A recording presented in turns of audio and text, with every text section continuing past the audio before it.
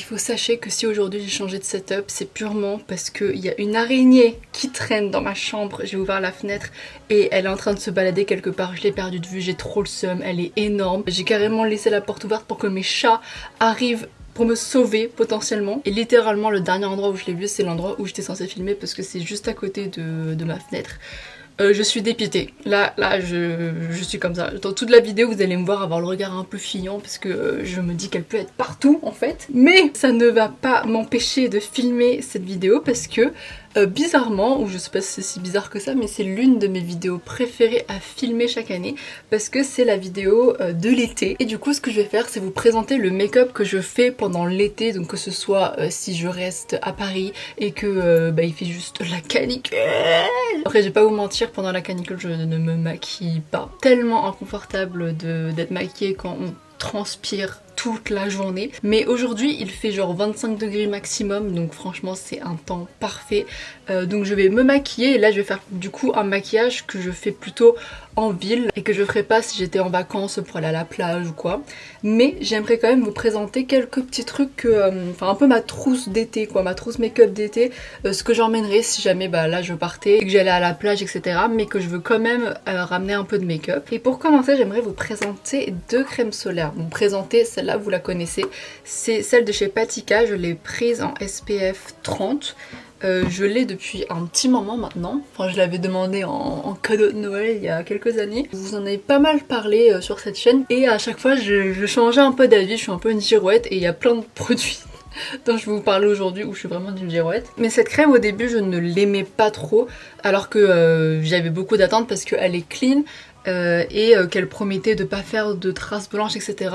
Et je sais pas si ça va se voir là en caméra, mais il y a un peu de traces blanches, mais franchement ça va de fou. Dans le sens où limite les traces blanches elles se voient au début quand on est en train de l'étaler, mais qu'une fois qu'elle s'est un peu imprégnée dans la peau, il n'y a plus de traces blanches. Donc vraiment là je pourrais sortir comme ça. Et c'est ce que je fais très souvent, comme j'ai dit pendant la canicule, même si je ne sors pas en temps de canicule. Mais si jamais je devais sortir, je mettrais juste ma crème solaire et j'aurais pas vraiment de démarcation blanche ou j'aurais pas vraiment le teint blafard quoi. Donc aujourd'hui je me suis grave réconciliée avec ce truc là, je ne vois plus de traces blanches. Mais l'autre truc pour le coup qui est toujours un peu chiant, c'est qu'elle a pas mal de risques de pelucher, donc il faut vraiment la travailler très rapidement pour pas qu'elle peluche. Genre là, si vraiment je recommence à frotter ou que voilà, ça va pelucher et ça c'est un peu chiant, mais en soi, là, elle ne peluche pas tant qu'on la surtravaille pas, on va dire. Donc franchement j'ai grave appris à aimer cette crème et aujourd'hui je pense même que je pourrais la racheter parce que elle est clean et c'est rare de trouver des crèmes solaires visage clean et surtout elle est je trouve quand même hyper adaptée à la vie urbaine parce que moi je cherchais une crème solaire à mettre sous mon maquillage tous les jours pendant l'été ou pendant le printemps. Même en vrai tous les jours, même en hiver vous pouvez mettre de la crème solaire, c'est toujours bien pour la peau de se protéger du soleil. Elle fonctionne très bien sous le maquillage, elle fait pas un effet gras. Genre là comme vous le voyez je n'ai pas d'effet gras, c'est pas non plus un effet mat, mais je n'ai aucun effet gras, elle ne colle pas du tout. Alors vraiment, une fois qu'on l'a mise et qu'elle commence à s'imprégner dans la peau, on ne la sent plus. Donc franchement, je la trouve top pour la vie de tous les jours. Je pense qu'elle serait aussi bien à la plage, parce que il y a quand même marqué qu'elle respecte les océans. Et elle existe en SPF 50, si jamais vous préférez. J'avais pris 30 parce que je comptais l'utiliser pas forcément qu'à la plage, mais vraiment dans ma vie de tous les jours. Mais récemment j'ai quand même acheté une crème solaire SPF 50 parce que j'étais partie à Nice et je savais que j'allais passer un petit moment sur la plage et tout, que j'allais un peu bronzer et j'avais pas de crème pour le corps ni de crème visage SPF 50 et moi j'aime pas bronzer avec que de la 30 parce que j'aime bien être bien protégée quand même et du coup je suis partie m'acheter celle de chez Aromazone. C'est une crème visage et corps, donc c'est très pratique parce que je l'ai mise sur le visage et également sur le corps pendant mon voyage à Nice et elle est trop bien, même sur le visage. Elle peut faire un peu des sortes de traces blanches mais qui ne se voyaient pas sur mon visage, donc c'est juste que ça se voyait un peu sur le corps parce que peut-être que j'avais juste mal étalé, vraiment je l'avais fait à la va-vite et tout et donc du coup j'avais pas bien étaler le truc. Mais sur le visage, ça se voyait à peine, les traces blanches, donc franchement ça c'est cool. Elle est assez clean, je crois que sur Inky Beauty elle a une note de genre 16/20, ce qui est pas mal pour une crème solaire, étant donné que les crèmes solaires c'est dur d'en trouver à 20/20 par exemple. Je sais même pas si ça existe, je pense pas. Le seul truc c'est qu'au début le format comme ça un peu baume, ça me dérangeait parce que je préfère les formats crème. J'ai pas forcément envie de plonger mon doigt dans un truc, mais la texture, je vais vous la montrer, hop, elle est assez facile à étaler, c'est pas un baume gras, vous voyez, c'est vraiment une crème en fait, c'est une crème juste en peau, et quand elle s'étale, au bout d'un moment, genre là, je ne vois plus de traces blanches parce que déjà j'en ai pas trop pris et je l'ai bien étalé. Je vais quand même en mettre sur tout mon tatouage, comme ça au moins ça c'est fait. Mais franchement elle s'étale bien, elle laisse un petit peu un fini gras. Ça c'est, on va dire, le mauvais point, mais bon, d'un côté j'ai envie de dire toutes les crèmes, même une crème de jour, laissent un petit fini gras, à part si c'est une crème matifiante ou je sais pas, mais pour moi le fini gras c'est pas non plus rédhibitoire. C'est à la limite peut-être plus compliqué du coup d'utiliser une crème comme ça, enfin un baume comme ça pour la vie de tous les jours, sous le maquillage par exemple, mais sinon vraiment en tant que baume à utiliser à la plage et tout, j'ai trop kiffé. Après le seul truc que j'ai pas aimé c'est l'odeur, mais ça c'est pas grave du tout, c'est juste que pour moi ça a l'odeur de pâte à modeler et j'aime pas l'odeur de la pâte à modeler, ça a littéralement l'odeur de la pâte à modeler. Alors qu'il y a écrit que c'est... Putain mais à chaque fois depuis tout à l'heure j'ai mes cheveux qui sont partout et j'ai l'impression que l'araignée elle est sur moi. Mais bref. Alors qu'au niveau de l'odeur il y a écrit que c'est à l'huile de fruits de la passion bio. Mais du coup je déteste l'huile de fruits de la passion bio si c'est vraiment ça l'odeur. Et il faut sachez que chez Aromazone il y a d'autres types de crèmes solaires qui sont pas en baume. Il y a des crèmes solaires minérales en pompe. Mais c'était SPF 30 du coup je l'ai pas pris. Je pensais qu'il y aurait un SPF 50 qui existait en pompe et j'aurais pris en pompe si jamais, mais bon. Écoutez, je l'ai pris en baume. Et une dernière crème solaire, la meuf ne va jamais s'arrêter. Mais j'ai mon amie Lucie qui m'a offert ce stick solaire à mon anniversaire, qui est le stick SVR 50, enfin SPF 50. Et il est trop bien, parce que même niveau compo, je crois qu'il est pas trop mal.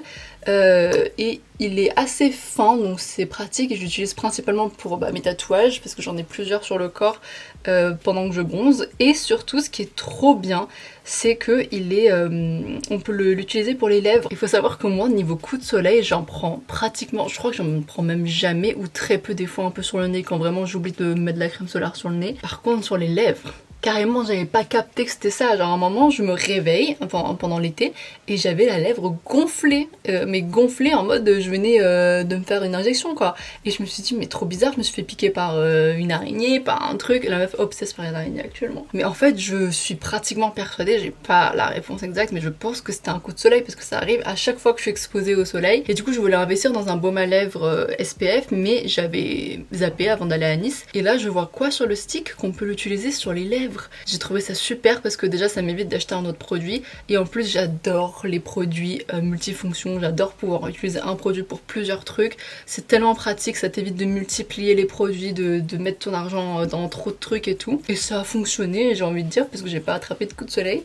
Après le truc, même ça c'est la même chose sur n'importe quel produit qu'on met sur les lèvres, même les baumes à lèvres SPF ça me faisait ça, mais c'est que ça rentre un peu dans la bouche parce qu'en fait c'est des textures très grasses et qui ne tiennent pas on va dire vraiment sur la lèvre, et du coup je sentais un peu dans ma bouche le goût du stick qui est pas un goût très agréable, et du coup ça c'est une sensation que j'aime pas trop, mais d'un côté vraiment je l'avais même avec des baumes à lèvres à SPF qui étaient vraiment des textures hyper fines, mais du coup qui bougeaient de fou en fait, et ça me faisait à chaque fois ça, et ça me dégoûte un peu. À chaque fois que mon produit lèvres rentre dans ma bouche et que je le mange et que je le sens, ça me dégue. Mais bon bref, sur ce je vais enfin passer au fucking maquillage. Du coup j'ai mis ma crème solaire en base, et ce que je fais quand je suis en ville mais que je ne fais pas quand je suis en vacances, c'est que je vais mettre quand même de l'anti-cerne. Là vous allez voir, heureusement je suis un peu bronzée, et encore, mais vous allez voir que cet anti-cerne, comme je vous en parle très souvent, il est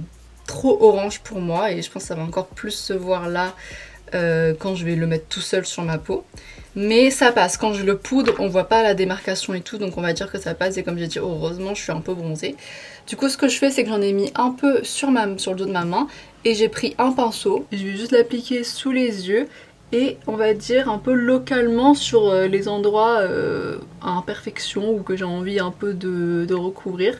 En ce moment j'ai tellement de boutons. C'est arrivé justement depuis Nice, donc depuis que je suis allée à la plage et tout, donc je pense que c'est juste que ma peau est très sensible. Et en vrai là j'ai l'impression que en caméra ça se voit pas du tout, qu'il y a une démarcation de couleur, donc tant mieux.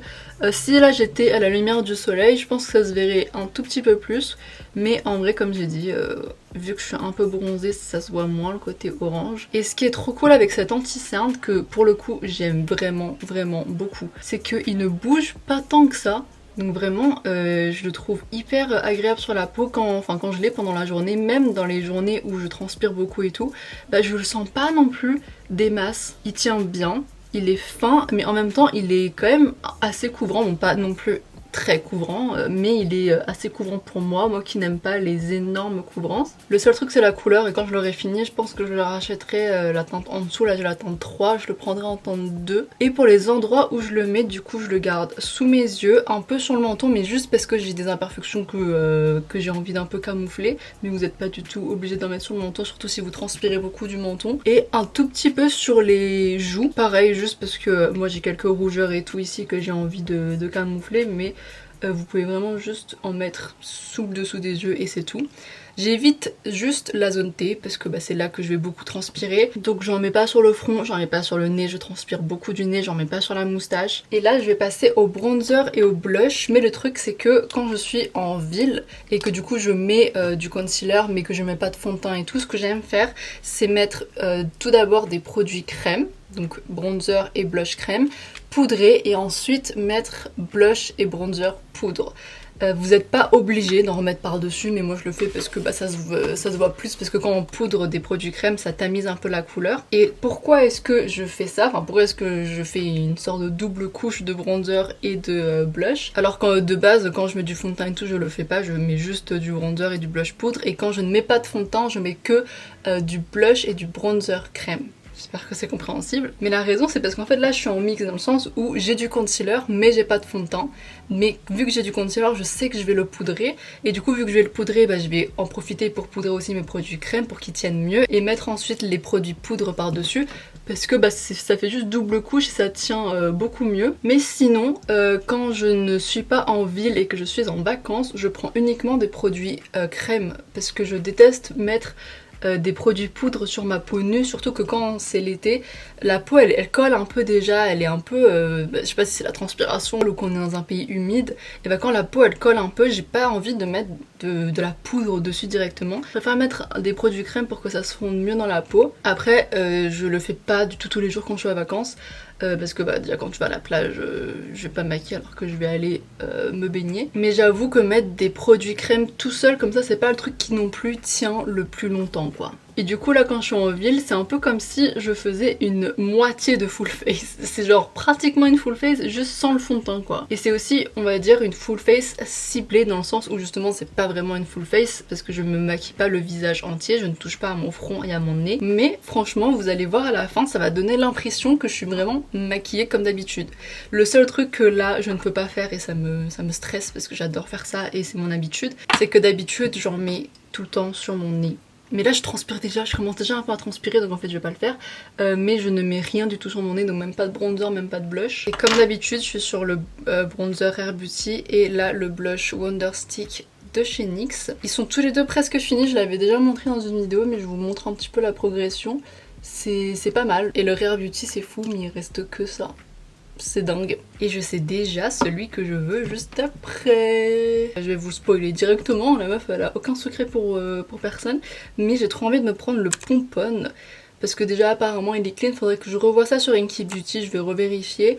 Mais je pense qu'il est clean et la couleur me paraît top parce qu'en fait c'est moins orange, j'ai l'impression, ou peut-être que c'est juste les photos qui sont trompeuses, mais j'ai l'impression qu'il est moins orange que là celui de chez Rare Beauty, et j'adore en soi celui de chez Rare Beauty mais il est trop orange. Et ensuite pour le blush, si vous avez vu ma vidéo tri, vous savez que j'ai plein de backup blush crème, même blush en poudre. Donc pour l'instant c'est pas du tout, enfin je vais pas faire de nouvel achat blush. Et j'en mets aussi sur la paupière. Je le fais pas tout le temps parce qu'il y a des moments où j'aime toujours me faire un maquillage au fard et tout, et dans ces cas là je vais mettre comme d'habitude mon concealer en tant que base et ensuite je vais rajouter du fard par dessus. Mais là je vous montre vraiment un make-up hyper rapide rapide d'été que je peux faire en vacances, donc avec on va dire le moins de produits possible. Et comme j'ai dit, après avoir fait tout ça, c'est l'heure de poudrer. Et pour le coup, ce que là je vais faire, je vais poudrer tout mon bronzer et mon blush. D'habitude je ne fais pas ça parce que d'habitude quand je me maquille avec des produits crème, je ne les poudre pas du tout. C'est peut-être pas la bonne chose à faire parce que du coup c'est ça qui fait que ça tient moins. Mais j'aime pas poudrer par dessus parce que je me dis que ça tamisera trop la couleur, donc je le fais pas. C'est horrible parce que là je suis en train de me maquiller et je commence à sentir que je transpire alors qu'il est censé faire que 25 degrés aujourd'hui. Mais bon, comme j'ai dit, vu que je vais rajouter des produits poudre par dessus après, bah, je vais tout poudrer. Comme ça va pas faire de traces quand je vais repasser avec le blush poudre par dessus ou le bronzer poudre. Mais par contre je ne touche toujours pas à mon front ni à mon nez. Après je pense que si vous voulez, vous pouvez vous poudrer le front par exemple. Si jamais vous savez que vous allez beaucoup transpirer et tout. Bon là moi j'ai envie de vous dire, j'ai déjà commencé à transpirer donc j'ai pas rajouté de la poudre par dessus, ça me déxe un peu. J'ai juste pas oublié mon menton parce que j'avais mis un peu de concealer dessus. Donc là je sais pas si à la caméra ça fait bizarre le fait de ne pas avoir poudré mon front ni mon nez, mais j'ai envie de dire ça donne un peu un effet glowy. Que j'aurais eu dans tous les cas parce que j'aurais transpiré par-dessus mon make-up. Donc personnellement ça ne me dérange pas du tout et je vous assure qu'à la fin du make-up je ne vois pas de démarcation par exemple entre les parties maquillées et pas maquillées. Je ne vois pas, enfin je me dis pas ah putain ça se voit que t'as maquillé que la moitié de ton visage quoi. Enfin vraiment là déjà actuellement en n'ayant fait que mon teint et j'ai même pas encore fini parce que j'ai pas rajouté le blush et le bronzer encore par-dessus, mais je ne me dis pas du tout ah ça se voit que t'es maquillée que sur les joues et pas sur le nez et le front. Mais du coup pourquoi ça se voit encore moins, on va rajouter le bronzer et le blush poudre. J'ai l'impression que j'en ai mis une tonne et j'en mets sur la paupière aussi. J'en ai peut-être trop mis mais avec cette lumière j'arrive pas trop à savoir en fait. Ça va être une grosse surprise une fois que je vais me voir à la lumière du jour. Et ensuite le blush, et c'est fou parce que ce blush j'ai l'impression que je l'utilise tout le temps et j'en utilise toujours beaucoup parce que il est pas hyper pigmenté donc il faut que j'en prenne vraiment beaucoup à chaque fois. Et pour autant, je l'ai toujours pas creusé. On dirait que je suis encore en train de racler la surface quoi, c'est fou. Donc je sens que ce Project Pan va me prendre pas mal de temps. Après bon, heureusement c'est un beau blush en vrai. Et là en été encore plus parce qu'il est un peu satiné. J'ai vraiment l'impression d'en avoir mis beaucoup trop. Et en plus normalement je mets toujours un peu le reste sur mon nez. Mais bon là je ne peux pas. Et d'habitude vous me connaissez, je serais passée aux sourcils. Mais moi pendant l'été je ne fais pas mes sourcils. Enfin en vrai ça fait un petit moment là que je fais plus mes sourcils. Parce que j'aime bien le côté sourcil plus naturel en ce moment. Donc je vais passer directement aux yeux. Et pour les yeux ce que je ramène très souvent en vacances parce que c'est hyper pratique et que c'est très facile à appliquer, pas besoin de pinceau ou quoi, c'est un fard à paupières liquide pailleté. En vrai pas besoin qu'il soit pailleté, moi c'est juste que j'ai que lui. Littéralement dans toute ma collection make-up j'ai que ça en fard liquide. Mais un truc que j'aimerais bien me procurer un jour c'est un fard à paupières marron simple, vraiment le nude qui passe partout ou des colorés. Et après le problème c'est que j'en avais un moment des fards à paupières colorés comme ça, même un marron, mais vu que c'est des produits crème, ça périme assez vite et j'ai pas trop envie d'appliquer sur mes paupières surtout des produits périmés. Donc je me dis est-ce que ça sert à quelque chose de les acheter alors que je vais les utiliser que en été et que je vais jamais les finir en été quoi. Donc je ne le fais pas pour l'instant. Je le ferai peut-être un jour où j'en mettrai dans ma vie de tous les jours du fard à paupières liquide, mais là c'est pas le cas. J'ai tellement de palettes de fard à paupières poudre à utiliser que je vais pas en acheter d'autres. Mais comme vous voyez c'est hyper rapide à mettre, j'ai juste mis 2 petits coups sur mes paupières et là j'ai juste à étaler un peu et ça m'a illuminé le regard directement. Je dirais pas par contre que c'est des produits qui tiennent de fou. Là j'ai celui de chez NYX qui m'a été offert par ma copine Julia d'ailleurs, mais il tient bien on va dire dans le sens où il tient comme un phare. Mais moi qui ai les paupières grasses et qui transpire et tout, il y aura un moment ou un autre un petit pli, vous voyez, donc ça va pas non plus tenir des masses. Et ce que je fais c'est que vraiment je n'hésite pas à déborder de partout. Donc là je suis pas vraiment restée sur ma paupière, je suis vraiment allée ici à l'intérieur, je suis même descendue un peu sur mes cernes parce que ça donne vraiment un côté illuminé. J'ai recourbé mes cils hors caméra et je vais appliquer mon mascara qui est toujours le même, je l'ai pratiquement fini. Et en backup j'ai acheté un nouveau mascara qui est un mascara tubing. Ça y est, la meuf a enfin arrêté d'acheter des mascaras que waterproof. Mais en fait j'ai entendu pas mal de youtubeurs et youtubeuses beauté dire que les mascaras tubing ça marche pour les cils qui utilisent d'habitude que des mascaras waterproof. Moi j'utilise que du mascara waterproof parce que sinon la courbure ne tient pas du tout sur mes cils. Et j'avoue que des fois c'est un peu frustrant parce que par exemple les mascaras colorés n'existe pas en waterproof. Peut-être que c'est juste moi qui n'en ai pas vu, dites-moi si vous en avez trouvé. Mais je ne crois pas avoir déjà vu des mascaras colorés en waterproof et moi j'ai trop envie de tester les mascaras colorés. Par exemple les bleus électriques, je trouve ça trop beau. Même les bordeaux et tout, je trouve ça vraiment trop mimi.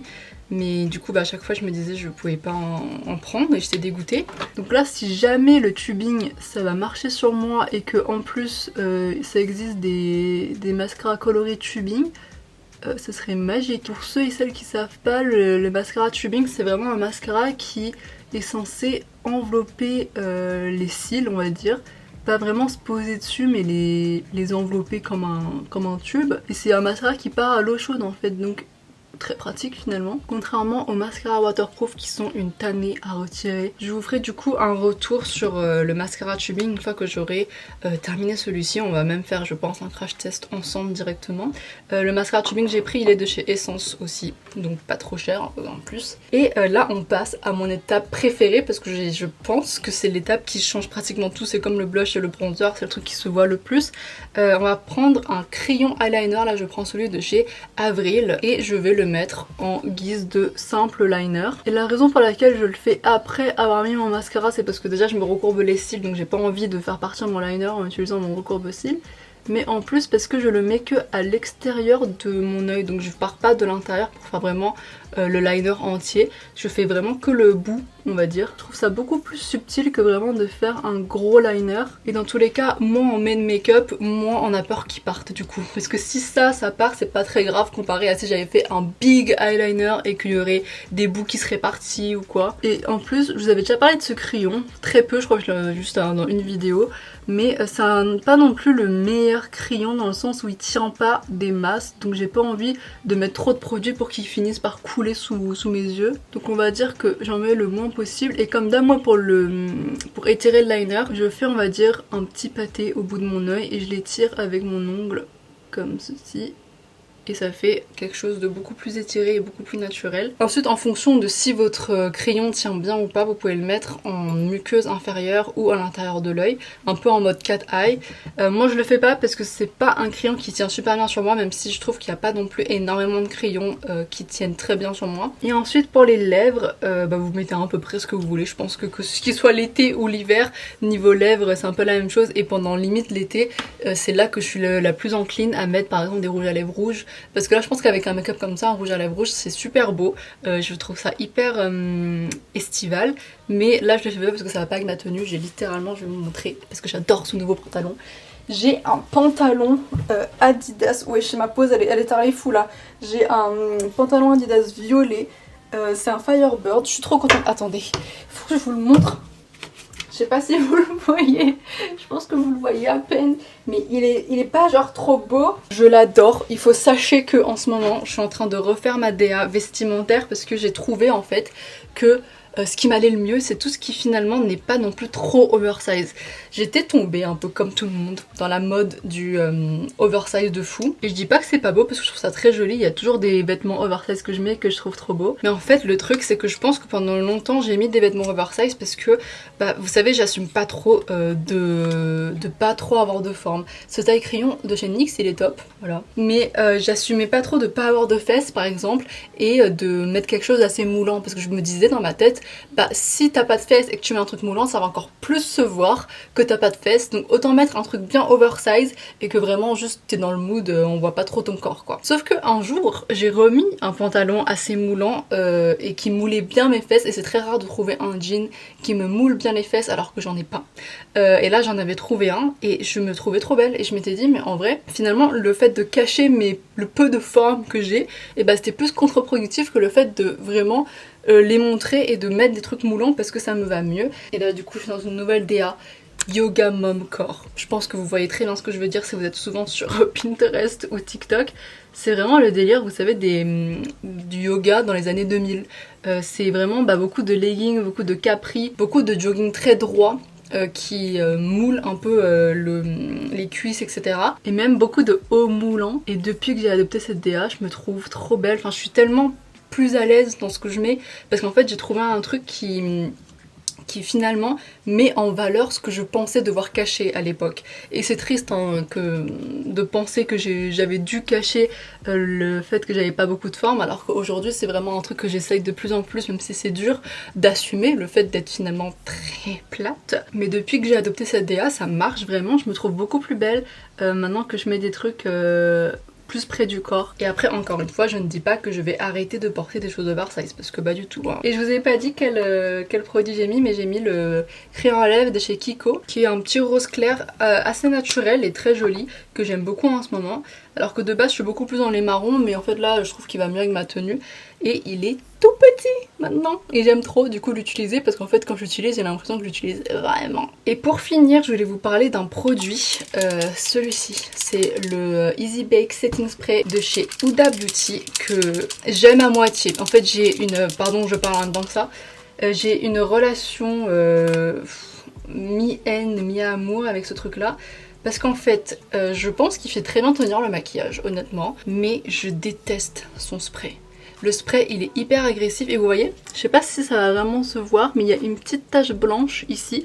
Parce qu'en fait, le produit est un peu blanc, bizarre. Et quand il sèche, il reste blanc sec un peu. Et ce truc-là, des fois, ça se répercute sur mon maquillage. Je sais pas si c'est parce que je l'ai spray trop près ou que je l'ai mal sprayé, mal secoué, enfin voilà. Mais du coup, je trouve que c'est un spray, il faut vraiment l'utiliser de loin pour pas que ça fasse une sorte de goutte sur votre visage qui va sécher et vraiment montrer une petite trace blanche. Mais attendez, je vais vous montrer le spray, comment il est vraiment. Et en plus, il est dur, je trouve, à spray. Là, j'essaie d'être loin.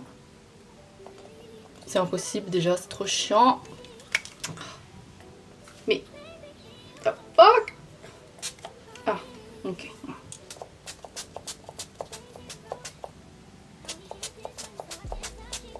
Là, je considère avoir sprayé d'assez loin, mais malgré tout, je sentais déjà sur mon visage, là je le sens, les petites gouttelettes assez épaisses qui tombent sur le visage et j'ai vraiment l'impression que ça va faire des traces sur mon make-up. Et des fois, c'est pas le cas parce que quand ça sèche, je les vois pas, donc tant mieux. Mais des fois quand ça sèche je les vois encore et c'est chiant parce que ça ruine le make-up en vrai. Alors qu'en soi le spray est bien et qui tient bien. Mais du coup c'est trop dommage. Mais là je pense que ça se voit, en tout cas moi je les vois très bien au miroir. Je vois toutes les traces de... enfin toutes les petites gouttelettes qui sont tombées. Et il y en a beaucoup qui vont juste sécher et devenir invisibles comme tous les sprays fixateurs hein. Mais là je trouve qu'il y en a quand même beaucoup et qu'elles sont grosses et qu'on les sent.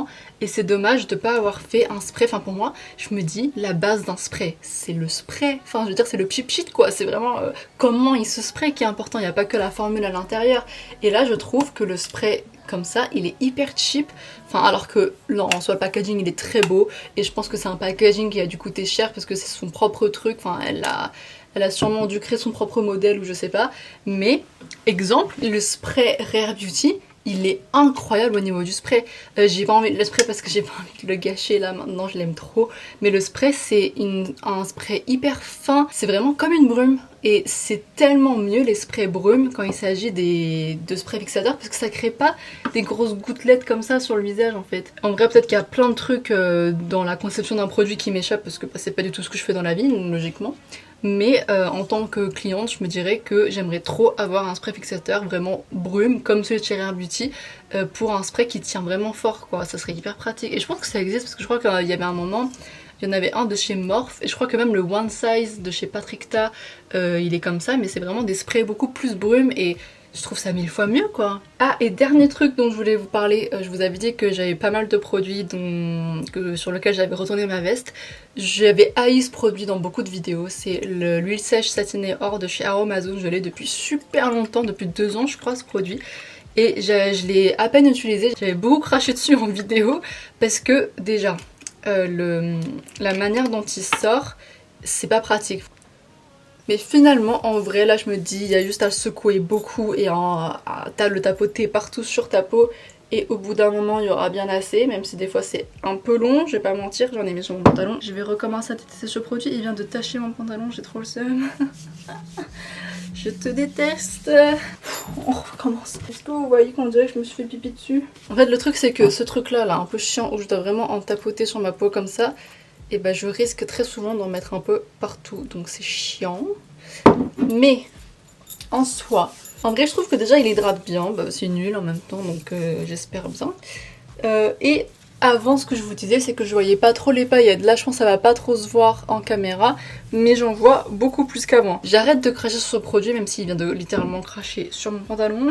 Et finalement, je l'aime bien et il est pratique en été parce que ça permet d'hydrater sa peau tout en ayant un petit côté satiné que j'aime beaucoup. Et en plus, ils sont trop bons parce que ça sent mon oeil et coco. Et sur ce, voilà, j'ai terminé mon make-up du jour. Et petit aparté aussi concernant mon podcast, parce que vous devez peut-être vous demander, à part si vous vous en foutez complètement de mon podcast, pourquoi est-ce que ça fait du coup quelques semaines que j'ai pas posté. Déjà parce que rien que poster une vidéo YouTube, que ce soit une vidéo make-up ou podcast, c'était un peu compliqué parce que il y a un moment, comme j'ai dit, je suis partie en vacances.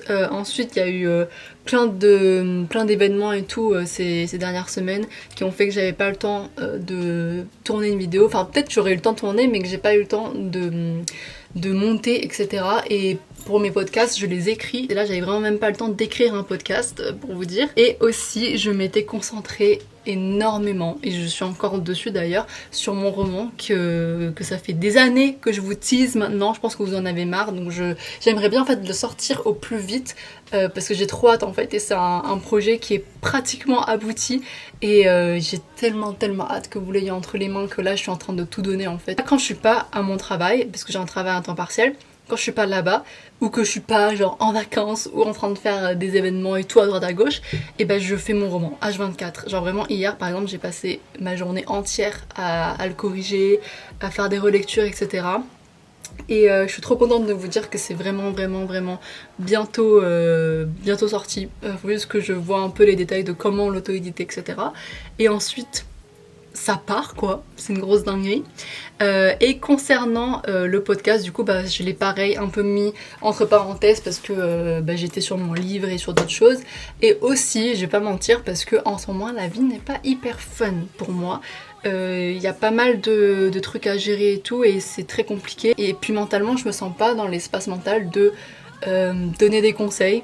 Alors que moi-même je suis un peu dans une sorte de flou et un peu dans un moment très compliqué à vivre. J'ai pas forcément envie là de donner des conseils, même si mon podcast il est pas là pour prôner la perfection et prôner le fait que tout va toujours bien, au contraire, ça prône toujours le fait d'accepter la souffrance et tout, mais c'est des sujets dont j'ai pas envie de parler actuellement. Je pense que c'est un truc de quand on se sent nous-mêmes pas trop bien, on se sent pas à notre place dans le fait de donner des conseils. Mon podcast ça reste un endroit où j'ai envie que quand vous l'écoutiez vous vous sentiez mieux, et du coup j'ai pas envie de donner des mauvais conseils ou des conseils un peu biaisés ou quoi.